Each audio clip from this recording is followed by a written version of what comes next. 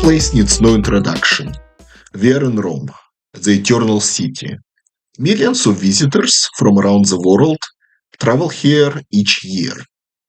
Today, we will pay tribute to quintessential relic of Roman Empire, the Colosseum. Site of the gladiator games and various grandiose spectacles, this amphitheater serves as a grim monument to the autocratic and ruthless rule of Roman despots, the insatiability of the ever-expanding empire. It witnessed the rise and demise of one of the prominent states in human history. About 400,000 people died on the Colosseum's arena, to the applauses and chants of Roman spectators. In his fundamental work, scholar David Bomgardner described Colosseum as, quote, a symbol and metaphor for the imperial power of the Roman Empire, end quote. Information in this video will rely heavily on his book, The Story of the Roman Amphitheatre, as well as the other written sources that I will provide in the description. It is believed that Romans adopted the tradition of the gladiator games from the Etruscan funerary rites. In the 3rd century BC, gladiator games started to gain popularity in Rome. By the end of the 1st century BC, gladiators were often recruited from the slave population of the empire. The first amphitheaters were most likely built in Campania, a region in southern Italy. In fact, the oldest surviving amphitheater is located in Pompeii. Pompeii's amphitheater is dated to year 70 BC. The first amphitheaters in Rome also appeared in the 1st century BC. These were wooden structures resembling Greek semi-elliptical theaters, which then, by the means of elaborate mechanisms, would be rotated and joined together to form a semblance of amphitheater. First stone amphitheater was constructed in the year 29 BC by Titus Statilius Taurus, renowned Roman consul. This amphitheater was constructed in the Campus Martius, area north of Capitoline Hill. Amphitheaters were also constructed by emperors Caligula and Nero. These structures perished in the Roman fire of 64, and their exact locations remain subjects of debate. Colosseum is often called the Flavian Amphitheatre. Flavian Dynasty ruled Roman Empire for just under 30 years, from year 69 to year 96. Emperor Vespasian reigned for 10 years, between 69 to 79 AD. His older son, Titus, occupied the throne from 79 to 81, and Domitian, Vespasian's younger son, was then emperor until 96 AD, falling victim to assassination.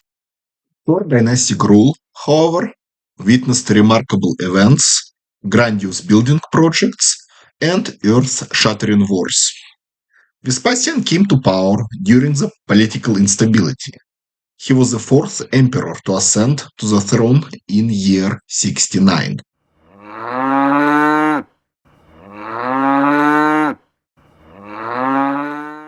The construction began on the site of Emperor Nero's palace, Domus Aurea, in 75 AD.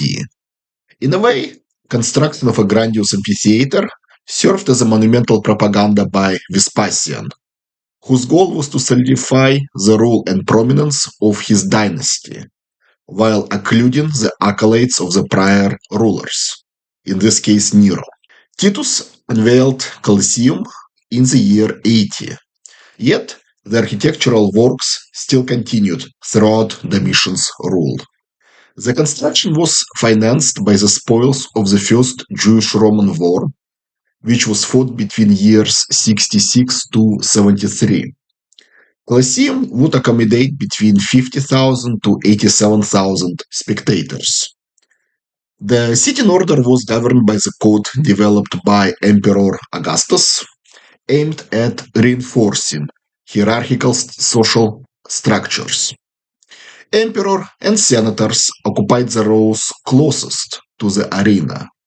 Second-tier rows were reserved for nobility. Plebeians sat behind nobility. Non-citizens were permitted to sit behind plebeians, while women and slaves were only allowed to observe from the very back.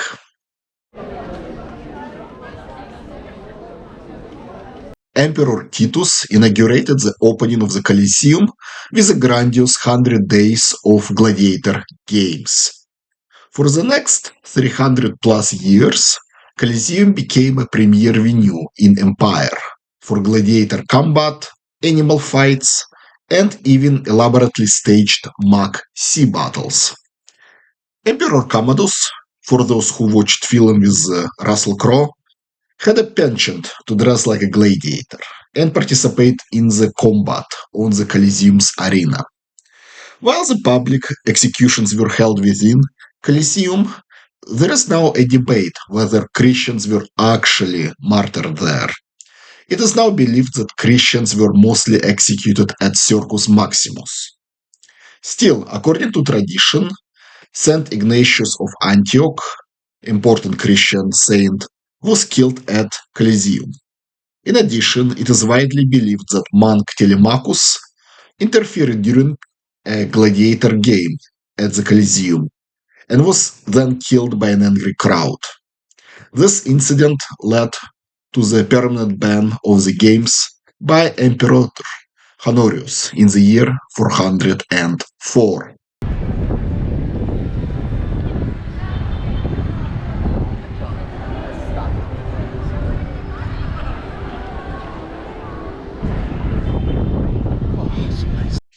Throughout its history, Colosseum suffered extensive damage, including during the sack of Rome by the Visigoths in year 410, various earthquakes, and prolonged neglect. During Middle Ages, Colosseum was used by local aristocratic families as personal fortress. In late Middle Ages, Colosseum was appropriated by the popes. Only in the early 19th century did the state begin reconstruction and other preservation measures. Today, Colosseum is a primary tourist destination not only in Italy, but in Europe as a whole.